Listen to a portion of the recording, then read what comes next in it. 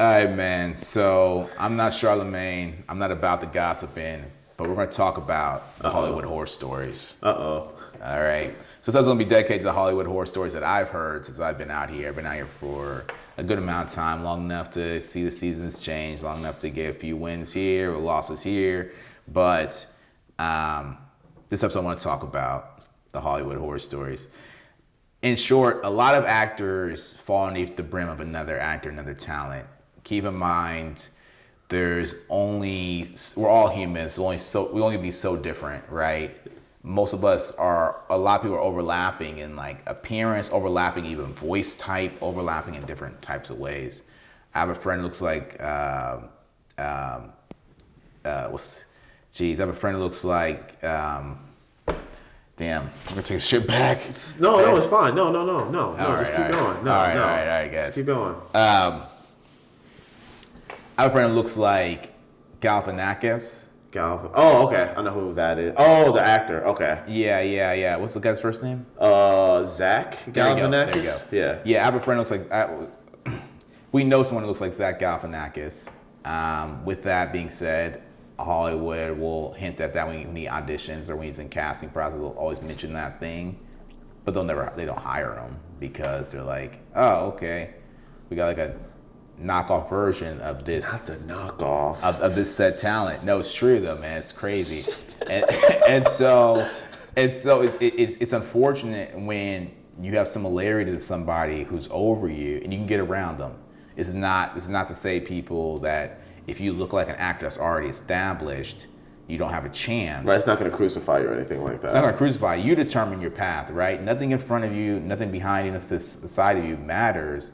What matters most is what's within you. And I wholeheartedly believe that. It's not what's in front of you or behind you that matters. What matters most is what's within you. And so, with that being said, I don't care who you look like, you can get around it, though you have to make your own lane. The problem I've noticed with a lot of actors who look like somebody, they try to mock their career too. They try to mock their acting style as well. Unless that person's generations before you, it doesn't make sense. Yeah. Like if I looked like, let's say, if I looked like Sidney Poitier. Yeah, exactly. Or I look like a young Morgan Freeman. Or I look like Jimi Hendrix or something like that. Then it wouldn't matter if I resemble him. That might help me actually. Mm-hmm. Though if you guys are in the same age, you're within 5 years of each other, 10 years of each other, then I can see it affecting you. Only if you adopt their acting style. Only if you really try to follow their trajectory. Try to copy them. And when a lot of people hear they look like so and so, they try to copy them, which is the weirdest thing to me. Once you want to do the opposite, right? Yeah. And so those friends of mine who do look like somebody and try to imitate their career are the ones that get kind of stuck in this rat race and don't ever really get out of it. Not really favored by casting in that sense. And so I do have some friends who are movers and shakers, have made their own lane, and they run into their own problems. This is the part where it becomes the comedic part of all this. I have a friend who's about the same stature as Kevin Hart. He's light-skinned, but he's light-skinned and he's super funny as well, super comedic. From Texas, has like a Texas accent, real comedic guy, real good dude, real mover and shaker, has his own production company and everything. And he said, he worked with Kevin Hart one time and Kevin wasn't feeling it. Kevin was not feeling it. I don't know what it was. He saw him, they saw each other. Beef. And Kevin's like, we're not doing this. And allegedly. And so allegedly, right? This is all allegedly. Allegedly, right? And so that does happen. A lot of these actors humans are fragile in general. We think that the money and the status is going to make you make all that vanish, and it doesn't. A lot of times it makes you hypersensitive, right? It exposes it more. Exposes it more. That's probably the best words for that. Exposes it more. Like, it's still the same characteristics that's found in all humans, but it exposes it more.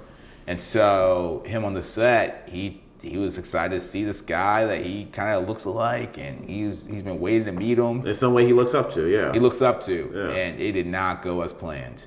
And that's not the first time I've heard that. Did they still film the commercial and everything, or They found or it. whatever? I think that he was paid but not put in the project. Wow. Something of that nature. This is all allegedly, guys. We don't know if this is actually true. But Allegedly, because honestly don't know what happened past the point of meeting him. I just know to him he's just that was the last time he wanted to meet. Yeah. Right.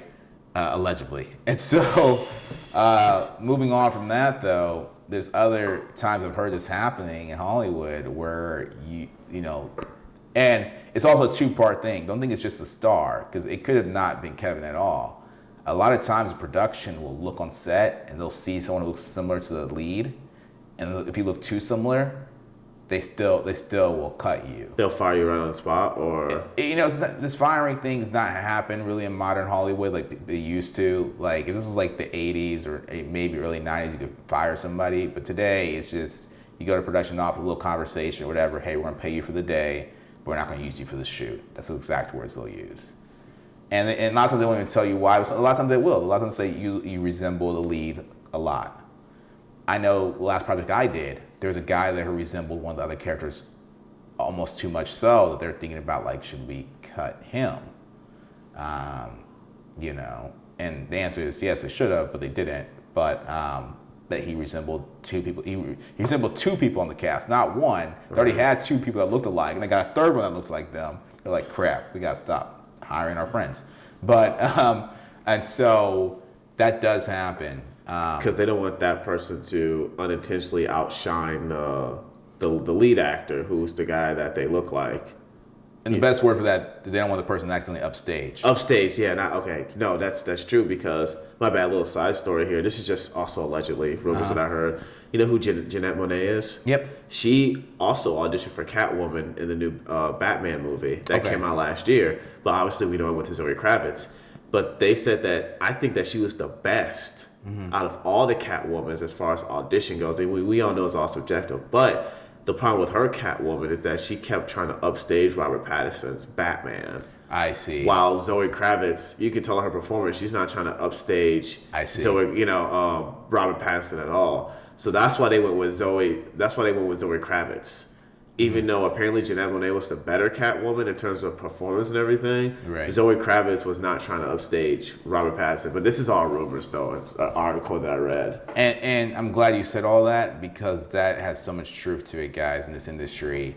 Go back to 48 Laws of Power. Don't outshine the master. There's a reason why. There's a reason why out of 48 laws, that's number one. Yep. It's because, like I said, people aren't any less fragile in this industry. It's just this light exposes it more. And if I go on James Cameron's set and I try to look at Video Village, I try to tell them angles and say, hey man, I think it would be really cool for this shot. I'm already stepping on somebody's toes. That'd be a funny prank video. That would be. I might throw away my whole career, guys, or whatever career I can build for myself.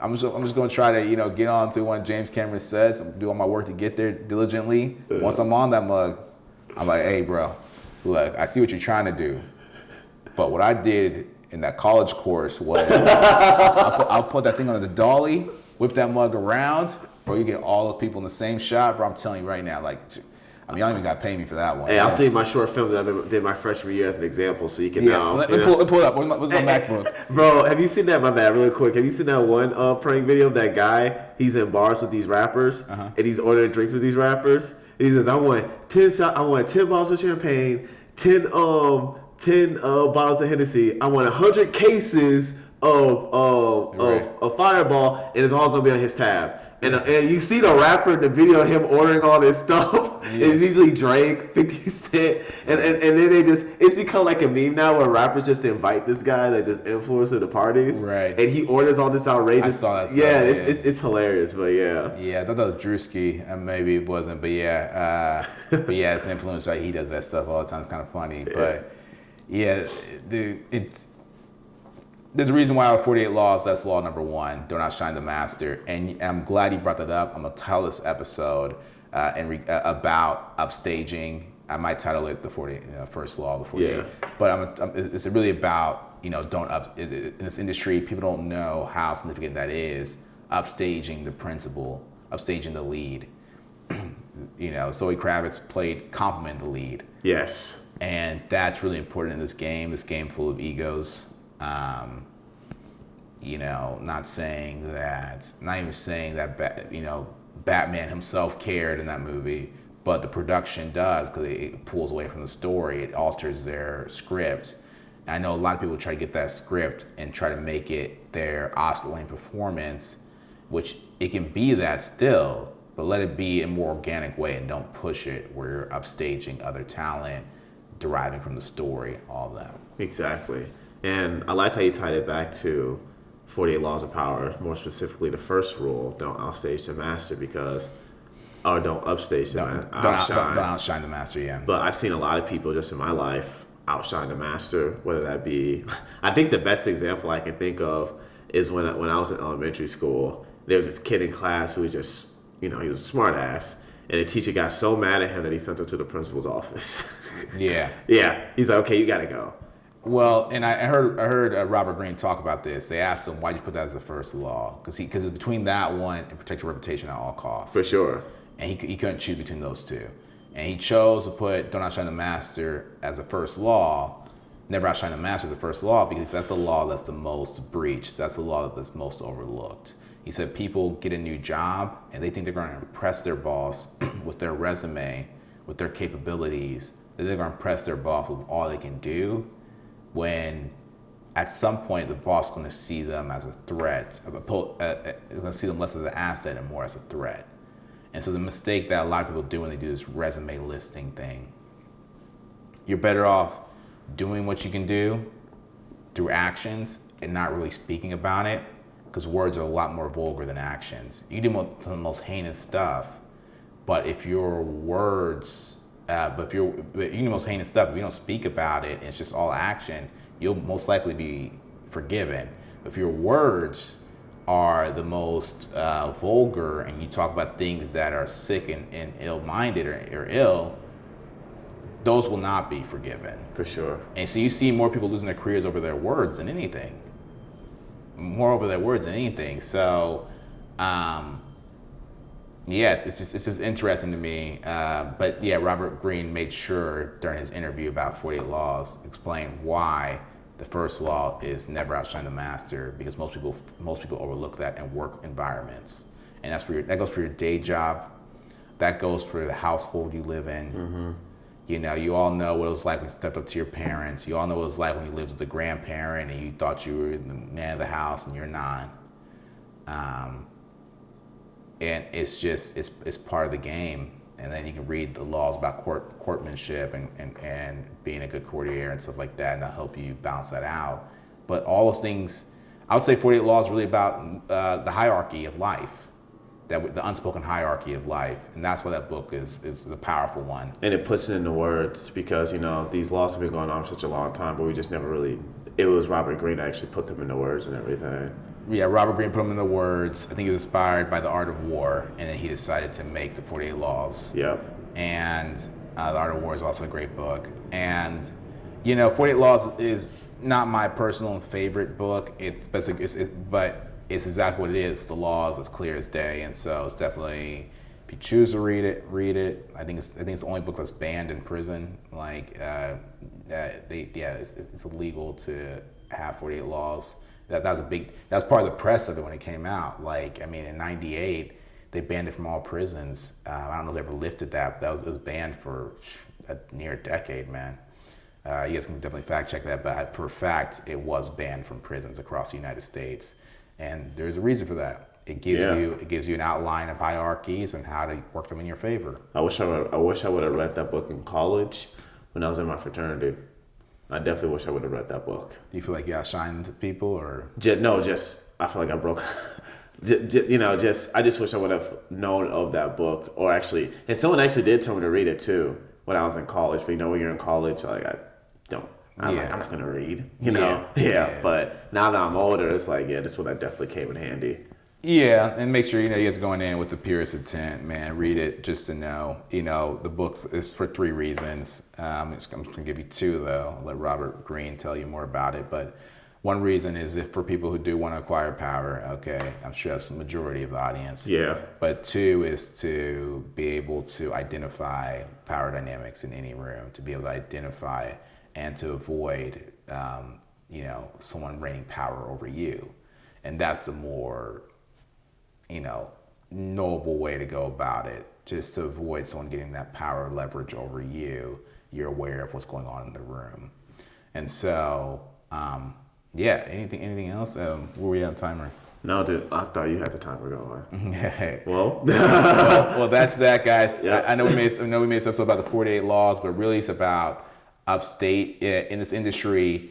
You really want to approach it with humility, a humble mindset, because once you upstage the lead, that might be your last role.